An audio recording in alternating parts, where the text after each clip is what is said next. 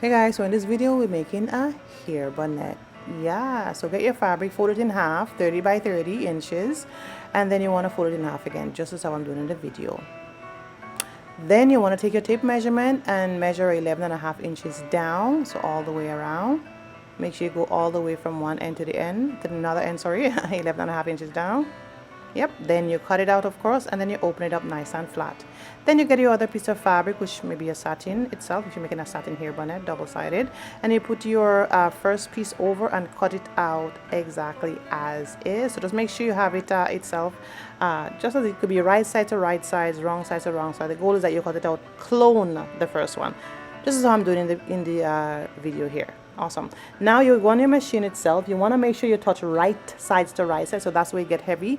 Right sides to right side, make sure it's so important, guys. And then you would sew it down, right sides touching right sides 1 inch, and you will leave an opening. Okay, guys, ensure you have to leave an opening because you want to put the elastic through. So once you complete, you want to definitely trim out any extras, and then you will turn your fabric all the way around. So use that opening to nicely and gently turn it around.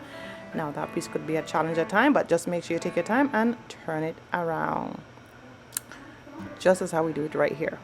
So once you're done, of course, you would go ahead and iron, because ironing is very important, and it's actually one of the key in sewing that would get your garment to couture. There you go. All right, so once you iron it, of course, sharp you'll go back now, take your elastic, make sure you measure your head of the elastic. You would go on your machine, guys, and do 1 full inch down, no opening, just sew all the way down, seal that part around and make a 1 full inch case for the elastic, as I did here. Okay, then you want to make sure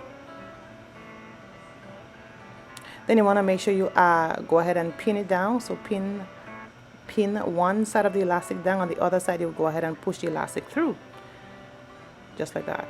Now once that is done, then you'll go ahead and seal the elastic. Make sure that is very important. So seal the elastic down, the 2 ends. Okay, and that is very important. You could actually use a zigzag stitch to make sure it's really tailored down. Okay, remember I said that elastic is going to be inside your fabric to keep your hair nice and firm. Awesome. So once you are done, guys, you would go ahead and just straighten that part up, trim out any extras, and then you would close the opening there. So seal the opening. Once you seal the opening, guys, pretty much I'll tell you, your hair bonnet is done. There you go. So let's see how it looks on our various different head. Yeah, this way or maybe that way. There you go.